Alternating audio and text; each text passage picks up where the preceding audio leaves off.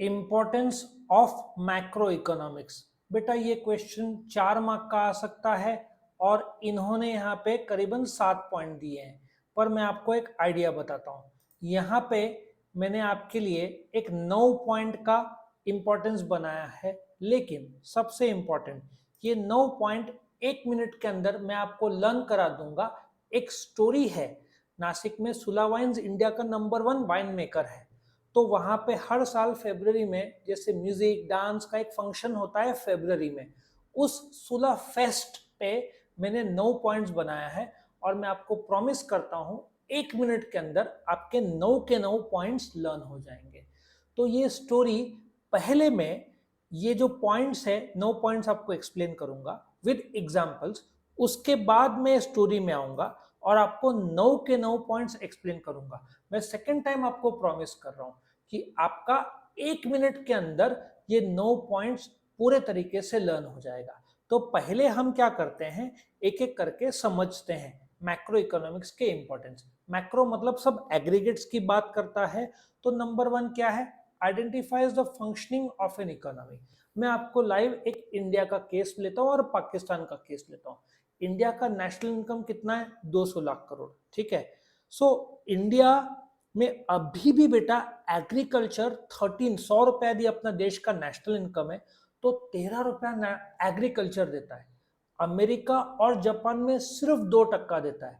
मतलब इंडिया अभी भी एग्रीकल्चर पे बहुत ज्यादा डिपेंडेंट है, एटलीस्ट 13%।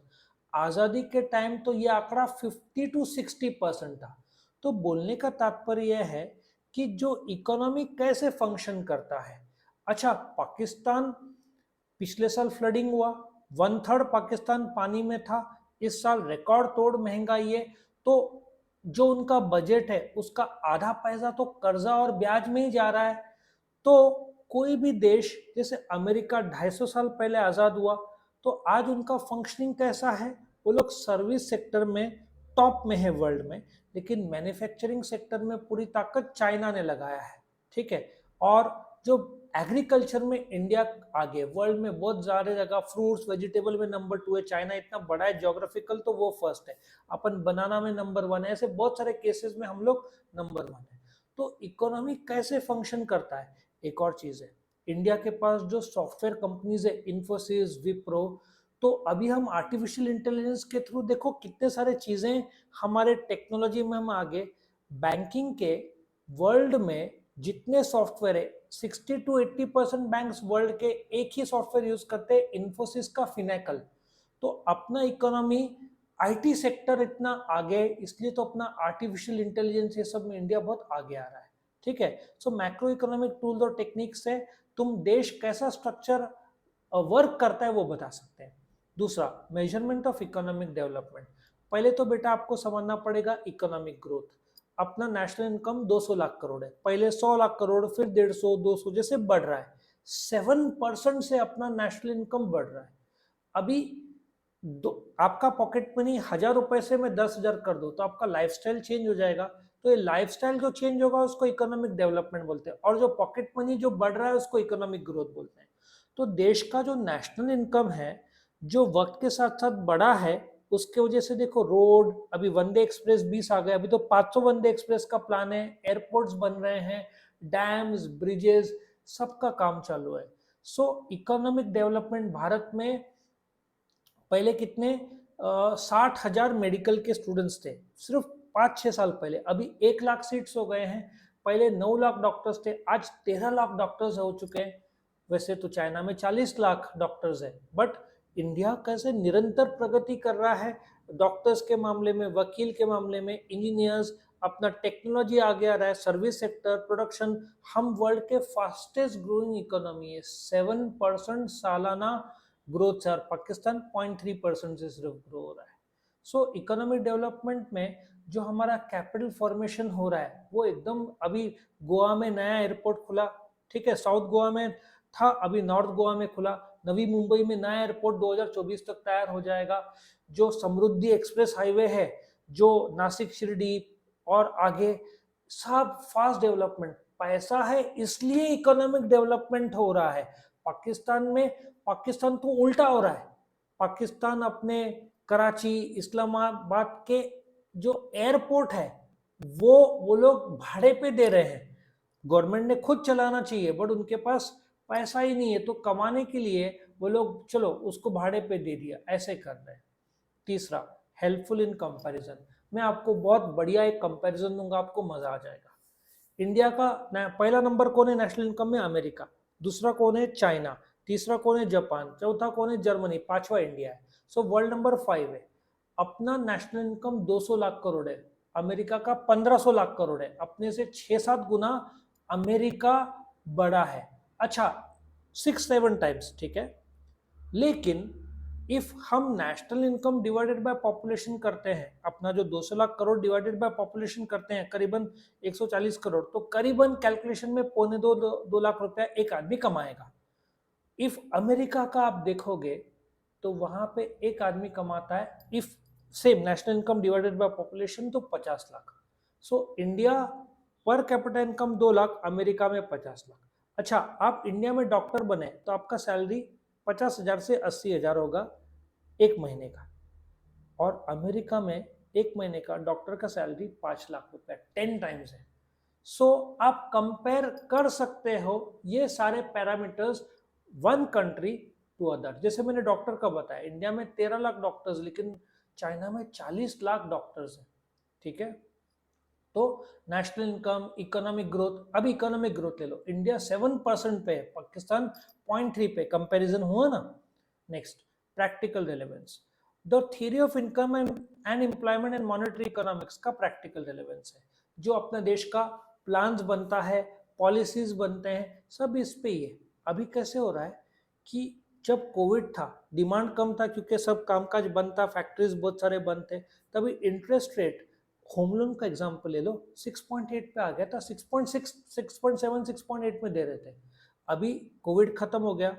अच्छा, नंबर 4 में वर्ल्ड में जर्मनी है, वो रिसेशन में चला गया, मतलब उनका आउटपुट कम हो गया। बट इंडिया में रिसेशन की कोई निशानी ही नहीं है, अभी भी अच्छे गुड्स बिक रहे हैं, ठीक है ना। गूगल, फेसबुक, माइक्रोसॉफ्ट का तो कंफर्म नहीं है, बट सबने 10-10, माइक्रोसॉफ्ट भी, हाँ, फेसबुक, सबने 10-10 हजार लोगों को निकाला है। बट इंडिया सॉफ्टवेयर इंडस्ट्री तो और हायर कर रहा है। सो क्या हो रहा है कि इंडिया का जो प्लानिंग है, आउटपुट भी बढ़ रहा है। जो जीएसटी इंडिया कोविड के टाइम में मुश्किल से 90,000 करोड़, 80,000 करोड़, लाख करोड़, अभी पिछले महीने मई में गवर्नमेंट ने इंडिया के हिस्ट्री में 1,86,000 करोड़ जीएसटी का कलेक्शन किया, जो रिकॉर्ड तोड़ कमाई है गवर्नमेंट की। इनकम टैक्स का कलेक्शन पिछले साल 2022-23 में 16.5 लाख करोड़ किया, और इस साल तो वो 20 लाख करोड़ भी शायद टच कर जाए, ठीक है। सो प्रैक्टिकल रेलेवेंस है। तो बोलने का तात्पर्य है कि अभी आउटपुट सब नॉर्मल हो गया ना, तो इंटरेस्ट रेट भी बढ़ गए। सो जब मार्केट डाउन था तो इंटरेस्ट रेट कम था, तो नेशनल लेवल पे यदि बहुत ज्यादा लोग डिमांड करते हैं तो इंटरेस्ट रेट बढ़ जाता है, ठीक है। Next, economic plan. एक जमाने में पंचवार्षिक योजना था जिसमें 5 ईयर प्लान हम लोग बनाते थे, जो है ना प्लानिंग कमीशन था। अभी उसको रिप्लेस कर दिया बाय द नीति आयोग। सी, आपको इकोनॉमिक प्लान बनाना ही होगा, आपको एक ढांचा इंडिया का तैयार करना ही होगा। क्यों हम इतना roads, railways, dams, bridges, airports में खर्चा कर रहे हैं? क्योंकि आप गुड्स, सी, हम अब डायमंड का एग्जांपल ले लो। डायमंड जमीन के नीचे 90, बोलते ना, 1 टन मिट्टी खोदोगे तो 1 कैरेट डायमंड मिलेगा, और 90 मीटर या आई थिंक 90 किलोमीटर से कंफर्म करना पड़ेगा, जमीन के नीचे खोदोगे तब जाकर आपको थोड़ा सा डायमंड मिलेगा। मैक्सिमम डायमंड आता है साउथ अफ्रीका से। इंडिया वर्ल्ड का 85-90% डायमंड का कट, पॉलिश, डिजाइन सब इंडिया में होता है। अब प्रॉब्लम ऐसा है, डायमंड बाहर से आएगा, हम कट पॉलिश करके वापस देंगे, इसमें कमाई क्या होगा? तो भी एक नया कंसेप्ट इंडिया ने बिल्ड किया है। सब सूरत है, डायमंड मतलब पूरा सूरत का दबदबा है, 5,000 वहां पे आपको कंपनीज मिल जाएंगे, 15 लाख से ज्यादा लोग काम करते हैं। लैब लैब में आप कार्बन को आई थिंक हीट करके 20% डायमंड अभी इंडिया खुद बना के एक्सपोर्ट कर रहा है।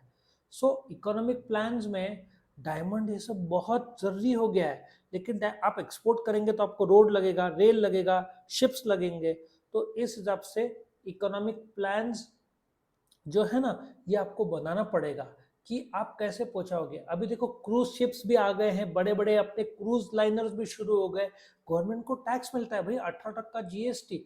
तो क्यों छोड़ने का। तो गवर्नमेंट आगे का जो नजरिया है गवर्नमेंट का, ठीक है, वर्ल्ड में हमारा नाम हो चुका है, हम मैक्सिमम एक्सपोर्ट अच्छा खासा कर रहे हैं। अरे आईफोन जैसी कंपनी जो इंडिया में सिर्फ 1%, वर्ल्ड में जितने फोन्स बनते हैं आईफोन उसका सिर्फ 1% बनाता था, अभी 7% बनाता है। उसमें एप्पल खुद नहीं बनाता है, उसका एक कॉन्ट्रैक्ट मैन्युफैक्चरर है, फॉक्सकॉन, पेगाट्रॉन, विस्ट्रॉन। वर्ल्ड का सबसे बड़ा कॉन्ट्रैक्ट मैन्युफैक्चरर है फॉक्सकॉन। तीनों इंडिया में आ गए। अभी 2022-23 में 55,000 करोड़ का आईफोन इंडिया में बना। पहले तो भाई अपन इंपोर्ट करते थे, आज आईफोन मोबाइल और उसके एक्सेसरीज के 250-250 कंपनी मौजूद है। सब तमिलनाडु इनका दबदबा है ना भाई, साउथ इंडिया में पूरा इंजीनियर मैक्सिमम है तो उधर दबदबा है। तो इस तरफ से आप प्लान बना सकते हो, इकोनॉमिक प्लान। और फॉर्मुलेटिंग इकोनॉमिक पॉलिसी। अब क्या हुआ, अभी इकोनॉमिक पॉलिसी की क्यों जरूरत है। अभी आपने देखा है जो ट्रक में पीछे बड़े बड़े कंटेनर जाते हैं, वो एक 20 फीट साइज है, एक 40 फीट साइज है। एक कंटेनर का करीबन 2 लाख लगता है। तो हम चाइना से इंपोर्ट करते थे, खुद नहीं बनाते थे। हम चिप्स जो है ना मोबाइल के अंदर, वॉशिंग मशीन, कार के अंदर जो चिप्स आते थे, वो हम ताइवान से इंपोर्ट करते थे, वो अभी तक हम बनाते नहीं है। सो गवर्नमेंट ने पॉलिसी बनाया। क्यों पॉलिसी बनाया, पिछले जब कोविड हुआ तो अपने को कंटेनर एक्सपोर्ट के लिए लगता है, कंटेनर शॉर्ट पड़ गए। अब चाइना ने कोविड की वजह से वहां फैक्ट्री को शट डाउन रखा था, तो अपने को कंटेनर हम लोग चाइना से खरीद रहे थे, पैसा दे रहे थे, तो कंटेनर शॉर्ट पड़ गया। तो अभी हम कंटेनर खुद यहाँ पे बना रहे हैं, अच्छा बनाना शुरू कर रहे हैं। चिप्स कहाँ से आता था, ताइवान से। ताइवान में कोविड हुआ तो उन्होंने फैक्ट्री बंद रखा, तो अपना सब कार प्रोडक्शन, मोबाइल प्रोडक्शन सब कम हो गया, असर हुआ। तो इंडिया ने डिसाइड किया हम खुद चिप्स बनाएंगे। तो जिंदाल कंपनी ने ताइवानीज कंपनी के साथ टाइप किया, 1.5 लाख करोड़ का इन्वेस्टमेंट ये लोग करने वाले हैं। सो 2024 तक इंडिया में चिप्स भी बनना शुरू हो जाएंगे। जो व्हील्स है ना ट्रेन के, वंदे एक्सप्रेस से जो व्हील्स जो आते हैं ट्रेन के, वो यूक्रेन से इंपोर्ट करना था, लेकिन यूक्रेन में वॉर हो गया, यूक्रेन रशिया। तो मजबूरन हमको वो जो ट्रेन के व्हील्स है चाइना को ऑर्डर देना पड़ा। आज नहीं तो कल हमको खुद को बनाना पड़ेगा, क्योंकि चाइना ने सप्लाई कम कर दिया तो हमको दिक्कत होएगा। हमारा फार्मास्यूटिकल इंडस्ट्री, अमेरिका के आप कोई भी फार्मास्यूटिकल कंपनी या दुकान में चले जाओ, उसका रॉ मटेरियल इंडिया का ही होगा। रॉ मटेरियल मतलब दवाइयाँ इंडिया के होंगे, बट इंडिया के जो दवाइयाँ हैं उसका 1/3 रॉ मटेरियल जो है वो चाइना से आता है। जरा सा चाइना ने उसका सप्लाई कम ज्यादा कर दिया तो इंडिया को असर होता है। तो इंडिया अभी alternate channel, so make in India जो पॉलिसी है वो इस पर ही आधारित है कि आप बाहर से इंपोर्ट करने के बाद खुद इंडिया में बनाओ। अभी हमने जर्मनी को 42,000 करोड़ का सबमरीन का कॉन्ट्रैक्ट दिया। उस कॉन्ट्रैक्ट में जर्मनी अपने को टेक्नोलॉजी में देगा, ठीक है, सबमरीन। इसका फायदा ये होगा कि चाइना जो एग्रेसिव है, अपना सी अपने पास रफाले फाइटर जेट्स है, हम हवे में मजबूत है, हमारे पास बोट्स बड़े बड़े हैं, शिप जो है ना नेवी जो है वो मजबूत है, जमीन में अपने मिलिट्री तो वर्ल्ड में बेस्ट में से बेस्ट है। लेकिन पानी के अंदर क्या, अपने पास बहुत कम सबमरीन है। तो पानी के भीतर हम मजबूत नहीं है, पानी के ऊपर जो बड़े बड़े नेवल शिप्स रहते हैं, हवे में रफाले, और जमीन में हम सब इस मामले में मजबूत है। तो पॉलिसी के तहत हमने 6 सबमरीन का 42,000 करोड़ का जर्मनी का ऑर्डर दिया। एक्चुअली रशिया को ऑर्डर मिलना था, बट रशिया और यूक्रेन का वॉर चल रहा है, तो अपना देश कैसे उनको ऑर्डर देगा, क्योंकि वो लोग तो पूरा पैसा उसमें लगा दिया है। Next, study of fluctuations in economy. बेटा जो एक मैं एग्जांपल देता हूँ, इंडिया में प्याज फिलहाल मैं बात कर रहा हूँ मई महीने में 10 रुपए किलो मिल रहा है, ठीक है। पाकिस्तान में यही प्याज 260 रुपीज में मिल रहा है। इतना ज्यादा फ्लक्चुएशन क्यों। इंडिया और पाकिस्तान के बीच ट्रेड प्रॉब्लम्स है, पॉलिटिकल डिस्प्यूट्स है। सो यहां से प्याज जाता है दुबई में, ट्रांसपोर्टेशन, देन दुबई से जाता है पाकिस्तान, दुबई वाले पाकिस्तान को बिल करेंगे डॉलर्स में। सो जो 10 रुपए का कांदा डायरेक्टली इंडिया से रास्ते में ट्रक्स में गया, तो वो पाकिस्तान में 30-40 रुपए में मिल जाएगा। लेकिन बिकॉज डिस्प्यूट है तो उनका फ्लक्चुएशन देखो। अच्छा, घी यहाँ पे 650 रुपए किलो, वहां पे 1500 रुपए किलो। चिकन यहाँ पे 150 रुपए किलो, वहां पे 750-800। यहाँ पे गेहूं आपको 30 रुपए किलो मिलेगा, वहां पे 150 रुपए किलो। डॉलर अपना 80 है, वहां पे 280 चला गया था। अच्छा, अभी इंडिया के एग्जाम्पल लेते हैं। पेट्रोल का दाम जरा सा भी बढ़ गया, ठीक है, तो सब चीज के भाव बढ़ जाते हैं, ठीक है। लेकिन गवर्नमेंट ने क्या किया है, 106 रुपया का, महाराष्ट्र में एटलीस्ट, हर स्टेट का अलग अलग है, जो टैक्सेस है पेट्रोल पे, सेंट्रल गवर्नमेंट और स्टेट गवर्नमेंट लगाता है, जीएसटी नहीं लगता पेट्रोल पे। जीएसटी लोग बात कर रहे हैं कुछ साल में आ भी जाएगा। तो 106 रुपया, तो देखो भाव थोड़ा सा महंगा है मानते हैं, लेकिन रिलेटिवली इंडिया में स्टेबल है। जब पिछले साल 120 रुपया लीटर हो गया था पेट्रोल, तो हर चीज का दाम इंडिया में बढ़ रहा था। तो महंगाई दर, जिसको इन्फ्लेशन रेट बोलते हैं, वो भारत में 6, 6.5, 7% तक टच किया था। पाकिस्तान में वो 40% है, क्योंकि वहां पे सब महंगा हो गया, डॉलर रेट 280 हो गया है, तो वो लोग जो भी इंपोर्ट करते हैं सब महंगा हो गया है। मोबाइल कंपनीज लगभग सबने बंद कर दिया, क्योंकि रॉ मटेरियल इंपोर्ट करने के पैसा नहीं है। सो ये जो फ्लक्चुएशंस होता है, क्यों होता है? पेट्रोल का दाम चेंज हुआ तो पूरे देश में जो बदलाव होता है, इंटरेस्ट रेट गवर्नमेंट ने बढ़ाया घटाया, उसमें पूरे देश में असर होगा। ये सब फ्लक्चुएशंस है, ये कैसे होता है, क्यों होता है, ये मैक्रो बताता है। नेक्स्ट पॉइंट तो उससे कनेक्टेड है, इन्फ्लेशन एंड डिफ्लेशन। इन्फ्लेशन मतलब वस्तु के दाम जब बढ़ते हैं, percentage rate at which the prices of goods are going up, उसको इन्फ्लेशन बोलते हैं।